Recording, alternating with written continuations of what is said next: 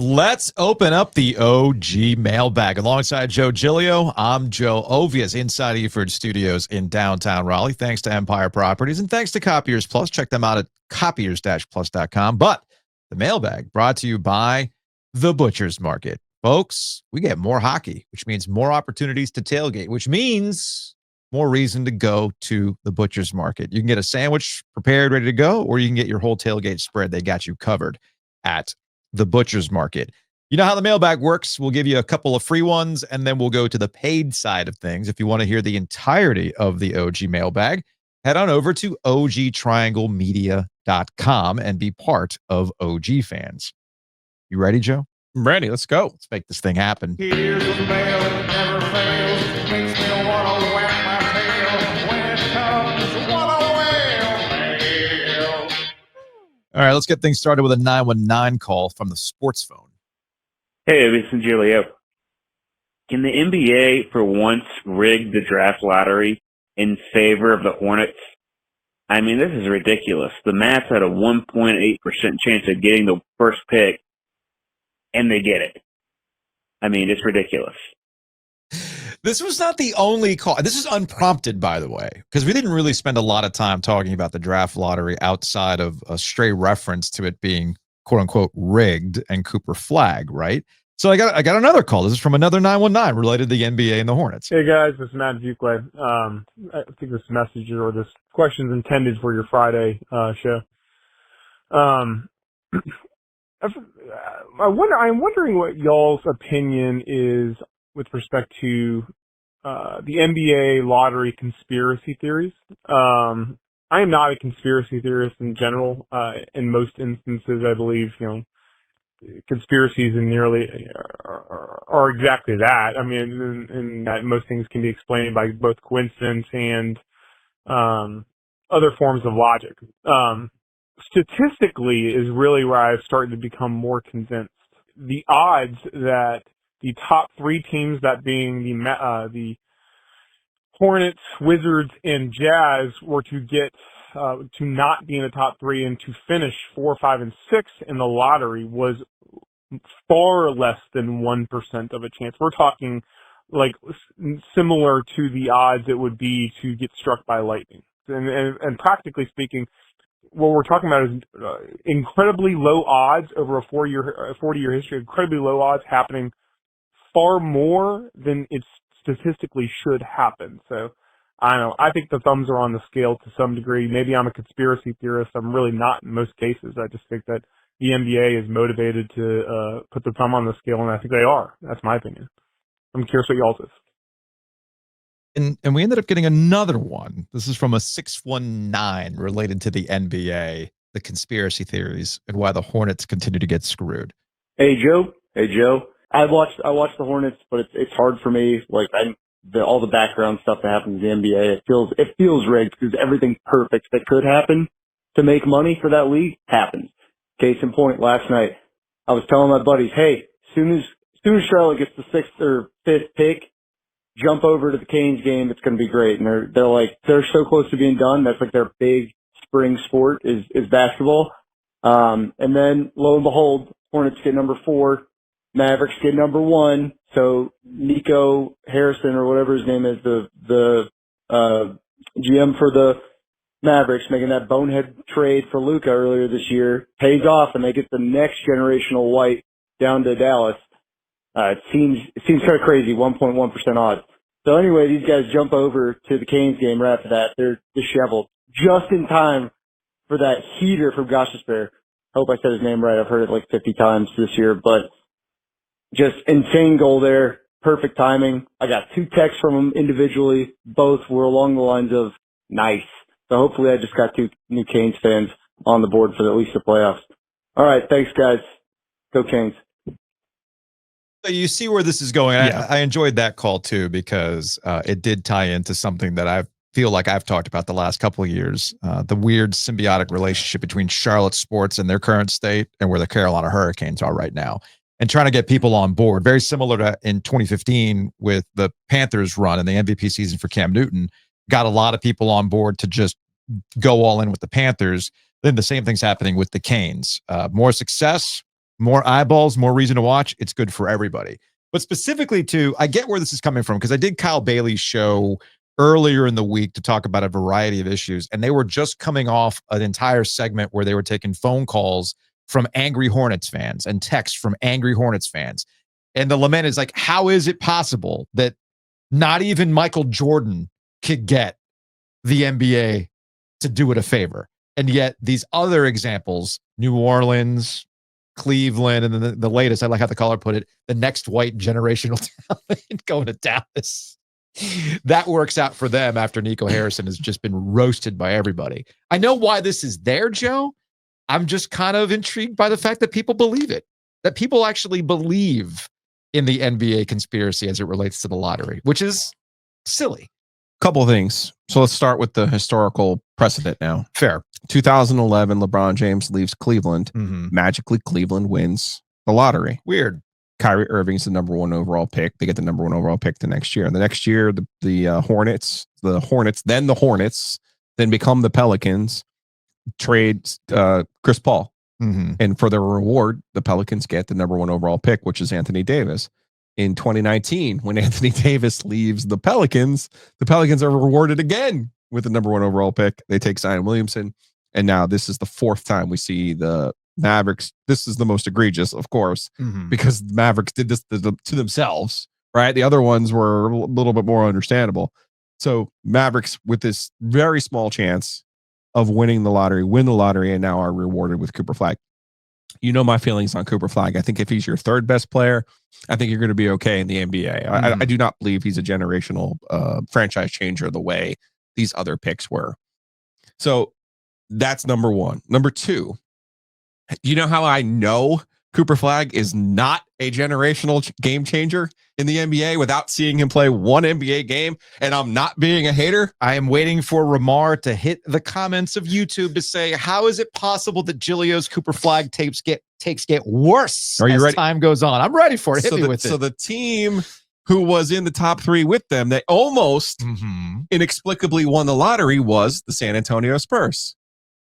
Every single time the Spurs win the lottery and the number 1 overall pick, it is a guaranteed first ballot Hall of Famer who will win multiple NBA champions. We're still waiting on Wembanyama, man. David Robinson, Tim Duncan, Victor Wembanyama. We're still waiting on Wembanyama. By virtue of the Spurs not winning the lottery, Cooper Flag is the real loser here.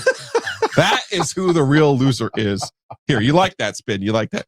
Of course, I'm giving you a little bit. You got a snort out of you. I'm giving you a little bit of psychology. Here's the NBA's real problem, and I get it. You know, how do you do this? How do you figure it out? The NFL doesn't have anything that's weighted, right?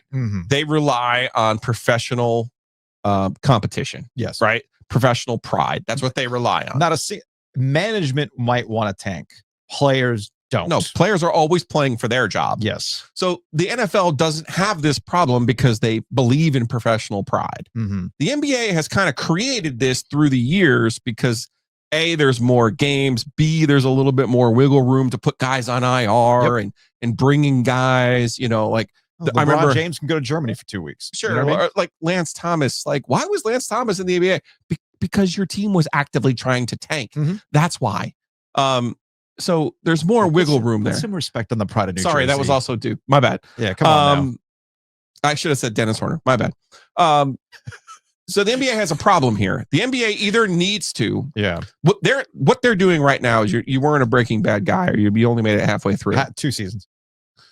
In the penultimate season, which is like the best season in the history of television, Mike Ehrmantraut gives Walter White a speech about half measures and how he made a half measure. What the NBA has right now with their lottery system is a half measure. Okay.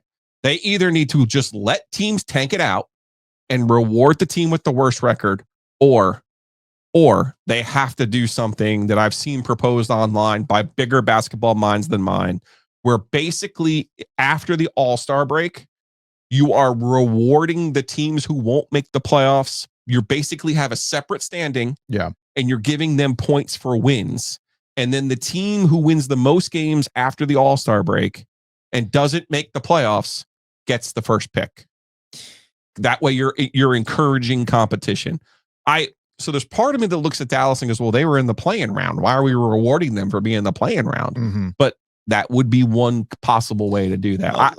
Because I just think you're doing it the wrong way. Either just let the teams tank out or create some sort of incentivized wins after the All-Star break where there'd be a system where you're saying, fine, you've now earned the pick. Because as Brian Ives points out on the Twitters, the Charlotte Hornets are by numbers the least successful franchise in the history of the NBA. Yes. They have not picked number one in 34 years. Yeah. 19 other teams have picked number one since the Hornets was Larry Johnson, the number one overall pick. I could apply that stat to my dad who buys scratchers every week. I mean, we're talking hundreds of dollars worth of scratch offs. Do you know how many times he's won the big money? Yeah, but there's thousands and millions of scratch offs. There's only 30 NBA teams. The point is, you can throw me every statistic. There was a 1.8% chance. Well, there was still a chance. Mm-hmm. There was still a chance, as that tends to work out. Well, it's like the same same status as like getting struck by lightning. People get struck by lightning. You know what I mean? Like, I'm just saying. You can throw all those numbers. I think the larger issue goes beyond just the draft itself and how teams seem anecdotal evidence that teams that need something end up getting it. I get the anecdotal evidence to make you believe that. But the NBA has a larger problem that has started to creep into other sports as well, because we see it with the NFL and the script. We really heard it last year about the script. Now, I have a larger theory as to how we got here, but let's focus specifically on the NBA that has nobody but to blame but themselves, all right? They have a series of things that they have done out of, whether it was David Stern doing it with a controlled team and putting the kibosh on a trade for league reasons, that'll lead you to believe there's some things going on behind the scenes, to actual real life gambling problems, an official and a player most recently. So the NBA has its own issues that have created this perception that it's not to be trusted. But what I always say in that situation, if the NBA lottery was truly rigged, we can't even send war plans without it getting leaked. You see what I'm getting? So you're telling me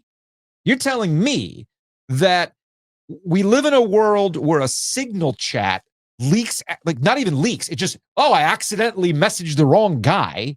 You're telling me in all these years with the NBA draft lottery, not a single person has decided I'm telling my truth. I'm the whistleblower. I have proof it's rigged. Okay. So let's be real here. There's no conspiracy theories. It's incompetency, as we see in multiple acts of life, right? The other thing, if it's scripted, if it's rigged, well, then who's the chump now? If it's like I got mad at Dave Portnoy about this when the Chiefs kept winning. The NFL is so rigged, it's the script. Then you should be cashing out, buddy. If you know that the script dictates this is going to happen, if you can predict the NFL's own storyline, well, then why aren't you gambling on it? I'd be Biff freaking Tannen right now, man. I'd have my little book, and I would have my big tower and all that kind of stuff, right? Marty McFly, get the hell out of here. So all that stuff just does not make logical sense. However, you notice the language that's being used, the script, the storyline, all that kind of stuff. I think as there is a Venn diagram of sports fans and wrestling fans. And the WWE has done a very, very good job of owning the fact that it's scripted. And now, I mean, they're even doing a Netflix show where they show you the writer's room. You saw that, right? Okay. So even we're intrigued by the behind the scenes. We're intrigued about how this process shakes out. How do we end up with this kind of stuff? And it ends up with The Rock going on with Pat McAfee to tell you what happened with WrestleMania, because people love that palace intrigue. So I do think there's a little leak out from WWE fandom that's now creeping over into sports, even though the two things are entirely different. Different. You might be onto something. You know why? You're slightly younger, but obviously you remember Empire Strikes Back. Yes. I mean, the bad guy winning in that movie. Oh, it changed the game. An entire fucking generation of people. Changed the my game. age. Yep. It changed the game. Like, why are you so cynical? Well, I went to a theater when I was 5 and the bad guy cut Luke Skywalker's hand off and turned out to be his dad. Okay. Like, this explains so much. All right. By the way, this won't be the only Star Wars take on the mailbag. So I gave you one, though. Yeah. So to your point about wrestling, in 1997, when the Survivor Series happened. Uh-huh. Wrestling forever fought the no, we're real. No, we're real. Mm-hmm. And then when WCW came along, it's like, well, we're scripted. We're a soap opera. It's a thing. Mm-hmm. And then, it's called a shoot and a work are the two different things. A work is you're working the crowd. A shoot is when it becomes real. Okay. Well, the Bret Hart screw job in Montreal became the ultimate shoot and work, and it became this intrigue for an entire generation, just a little bit below me. Yours. I mean, we still talk about it A little today. bit below. Yeah. I mean, did you see the McMahon documentary on Netflix? And it was a crucial piece. And remember who unveiled it? It was Bret Hart, who had the documentary crew following him around that year. Yep. And so I think that screw job has kind of shaped another generation, to your point about like, well, now it's rigged, it's scripted, it's this. But the intrigue becomes, even when it's scripted, how do we get surprised? Right. How do you shock us? Right. And think about all of these TV shows the golden age of television. They're scripted, but they still find a way to shock you. Yeah. You know what I mean? And those are the kind of things that I think where do you want to put it? 35 through 45? I would say the demographic we're talking about right now is 25 to 34. Okay. And I was going to say, even the younger, like James is 20. Yeah, the 18 NBA fan. The 18 to 30. Let's just call it the 18 to 34. And they're by default, they think everything's fake, right, and scripted and rigged. And everything. Yet, and including elections, and right? Yet, and yet you gamble on it. Oh, yeah. Huh. Can't be both. I didn't gamble on the draft. I'm not talking about you. Oh, yeah. I'm talking about James. I'm talking about his generation. Oh, everything's fake. Well, then why are you putting money on a parlay? Right. Why are you even in college? If it's all fake, you can predict it. Well, shit, man. James should be funding OG Media at this point, if you think about it, right? Not the Bank of Obvious. Anyway, let's go to the next one. You've got mail. Changing things up because I know. Let's put this in your wheelhouse because you were watching the PGA when I walked back into the studio. Calling in reference to Thursday's caller about the PGA at Quail Hollow, I think the PGA is vastly underrated. One thing that the PGA Championship does is it incorporates an old school country club type feel that resonates with a lot of us golfers. And I think that invites a lot of good scoring potential from a lot of these players. It's unlike the U.S. Open in the sense that the U.S. Open just puts you on these quirky courses and makes the greens ridiculously fast where even the best players are fighting for even par sometimes. The Open is the Open. It's just link style. And then Augusta is in its own realm. But the PGA, I mean, they're old school tree line courses. Think Valhalla, Quail Hollow, of course, Ronamick next year. They're kind of old school country clubbers, and it usually presents a good tournament for scoring, which I kind of like to watch. Thoughts? So the PGA changed its spot on the calendar a few years ago, and I think it was one of the smarter things that they did. And in part because it was getting lost with the start of football. Yes. Right. So it used to be the last, and they tried with the whole, last shot at glory, this whole thing. Glory's last shot was the slogan for it. And people have always considered the PGA to be, the Ringo of major championships, or George Harrison, I guess. I don't know. No. Put some respect on George Harrison. Okay. Ringo. It's the Ringo. See, I just got out of my skis there. I pulled off one element in your wheelhouse. I just couldn't pull off the second. You nailed the Star Wars. No, it's Ringo. So but it's still a freaking major. Right. So going back to that phone call, that was a weird phone call, the one from earlier in the week. This guy is on something with the country club concept, but since they've moved it on the calendar, if you look at the winning scores, other than Valhalla last year, which everyone knew was going to be a shootout, everyone. And it was, right? 22 under from Xander Schauffele. This year, I thought Wells Fargo, what the heck is it called now? The Truist. Yes. Where they play the Truist. Well, I thought Quail Hollow would, because 22, 23, 24 can win there. JT had a lesser number than that when he won it in 2017. But I thought this would be somewhere between 2 years ago. Was it Oakmont or somewhere up in New York, Rochester, where Brooks Koepka won, where it was like single digits. They've been trying to toughen up the PGA Championship, which I don't like. Yeah. I prefer they're There are tracks on the PGA Tour, John Deere up in Connecticut, where and the Connecticut, the Travelers, where you expect everybody to go low, right? Mm-hmm. I like that, and I like that there was one major where we're like, screw it, let's let these guys go low. And Charlotte yesterday, I think the greens were a lot more difficult than anybody may have bargained for. Well, isn't there, and I will admit that I only kind of half paid attention to this because it's golf, but there was some issues with, I guess, with all the rain that we've had this week, of how they were handling. Well, they did not let them lift clean in place yesterday, right? Which right. Why didn't I they disagree with? Why didn't they let them do that? Because considering the conditions, I think of the they were course. trying to be assholes. Okay, I mean, because again, if we're talking about the conditions of the course, then that's not cool. Yeah. Anyway, so JT won a Quail Hollow 8 under. Yeah. If you look, last year Schauffele 21, Koepka 9, 9, 5, 6, 13, 8, 16 in the previous 6 tournaments. Mm-hmm. That's a far cry. Obviously, Koepka in 18. That's a far cry from these shootouts that we're used to in the PGA Championship. So I prefer just kind of letting them go and see who can go low and have a birdie fest in one of the majors, because the Masters is not going to be that. The U.S. Open is not going to be that. And then depending on the weather over in Great Britain, the Open's not going to be that. This is from an 828, same topic. Hey guys, want to follow up on the caller who called in about the PGA Championship and the value of majors on the live show on Thursday. Pose another hypothetical if we're talking about the weight of these. So I guess this is mostly for Giglio here. Would you rather have 3 PGA Championships or 2 U.S. Opens if those are your only major wins? Which one makes you more of a proper golfer? Which one look at as, a better career? If that's all you have. Thanks, guys. I love that our listeners are just like, yeah, Ovias, we know we ain't gonna take from you on this one. I think it depends on the course, right? Like if you won the U.S. Open at Pebble Beach or Pinehurst, maybe even Bethpage, you're going to sit there and be like, you know what?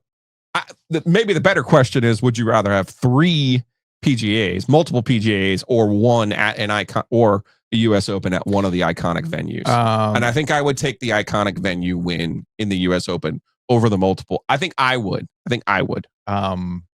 That's like saying I'd rather have one $100 bill instead of, I don't know, what are we doing here?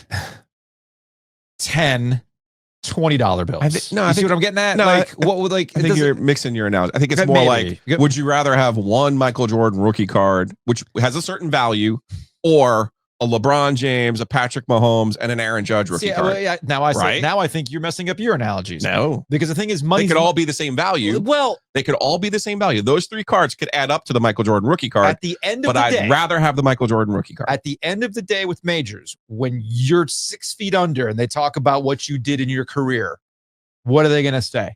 Well, they would say you were a 3-time major, a 3-time major champion, 3-time, but not. You could be Payne Stewart and have one of the most iconic moments in the history of golf, right? At an iconic venue. I'm just saying, it's season to taste. You can have the 3. Okay. They're asking me the question, and I'm giving them my answer. I'm not diminishing to have 3 would be spectacular. Yeah. But what I'm adding the wrinkle to is that iconic type venue to have one of those signature moments in the history of the sport. I would elect for a signature moment in the history of the sport. Got it. All right, this comes to us from Daniel. Love the show. I'm an NC State grad, now stuck in Florida. Sorry. Found your podcast during the Final Four last year. Now it's an everyday listen. Thanks for keeping me informed and making me feel connected to the Triangle. Some days your podcast turns into a game for me. And thanks to your consistency, I always win. I think I know where this is going. He sent, and if you're watching on YouTube, I will read these out. He sent us an OG bingo card. The free space is Cooper Flag. That's fair. So I'm just going to read these across. The first one, upper left corner. If anything good can happen to UNC, it will. Perfect. Access to swag. Should we make that a shirt? I'm 50. Galaxy Brain. That's good. Raw dogged it. Yeah, I used that last night. Tangent about a band or a concert. Yeah, I'll own that. Two things happening here. Ooh, gee, that hurts. That hurts me. An annoyingly smooth ad segue. All right, that's a little good. Triangle good. Malort. But Joe, off-season protocols. Radio this thing. Mount Rushmore of ... We'll close on this. Oof. Oof. The Utes.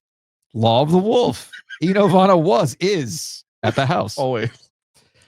Are we having a meeting? Vault of Swag Scarcity, which pretty soon we're going to have another thing. Hot dog hoarding. Yeah. Mm-hmm. Caleb Love for life, and unrelated reference to Bill Belichick, Jordan Hudson. That's really good. That's amazing. Yeah. Great work on the graphic, too. Great graphic. I mean, great seriously. graphic. This is fantastic. Although, You have new mail. I am disappointed we don't have in there. It's a year-to-year proposition. There's only so many spaces. Maybe that should have been the free space. Probably should have been. Maybe that should have been the free space. From Wojcik, who goes by Reverend Dunk Oh, my Lord. On Blue Sky. While watching Ovies and Gilio, Kane's postgame podcast, I happened to look at my subscriptions and found this gem. That was Low Rent Sports Talk Theater. You and me at the morning times. Wow. Yeah, we're in the we're upstairs in the morning times. If you're watching on YouTube, this is the thumbnail. Who are these children? Who are these children, Joe? God, I was skinny, and I had hair. I was still fat. What's up with your hair exactly? What's going on? I mean, I cut my own hair until the end, so it's a thing. Using a suck cut. I mean, what are you doing here, man? But yes, this actually got some people to respond. Oh man, it's like it was very much you guys look super, super young in this, but then it made them realize, holy crap, I'm old too, because I've been listening since ... or I've been reading since ... All right. I'm going to play this one and we're going to answer it on the other side because it ties to a larger conversation related to the Canes and them getting to the Eastern Conference Finals. This is from a 336. Hey guys, Weston Durham by way of Winston, day one OG fan subscriber. Appreciate the water cooler y'all provide for sports fans of all kinds in the Triangle to come talk about something that is fun for all of us. So what's really great is that the Canes create a uniting force for all of us. We all root for the Canes, and it's great to kind of be in my group chats with my friends, and for once all of us are, rooting for the same thing, talking the same shit, and it's really, really great. But as a Carolina fan, I think one place where I can sort of lend a different perspective on the broadcasts where we're looking at some state brain persecution complex is, I think put TK Subban aside, we all know what he's doing. But to me, the broadcast has been fine. I think networks always just want a longer series, so I don't think it's disrespect for the Canes. I think it's just they want the series to go 7 and it's going 5. And so I think ultimately they always talk about the losers on the way out the door just because that's the last time you get a chance to do that. And ultimately they talk about the winner when they lift the trophy. So here's hoping they talk about the Canes at the very end, lifting that big old cup, fingers crossed. And here's to a Belichick free guarantee all summer. As one of those UNC fans in the Taylor Vipolis mold, those football fans that Ovius likes to point out, I didn't ask for any of this. Appreciate the call. We'll answer this one on the paid side of things. If you want to hear the entirety of the mailbag, which includes some reaction to our chat with Steve Schwartz about high school officiating. It includes an Andor question, which I know Joe is locked in and ready to ask, ready to fire up some takes about Andor wrapping up, leading into Rogue One. We got all sorts of stuff like that on the paid side. So go to ogtrianglemedia.com. You can be part of OG fans.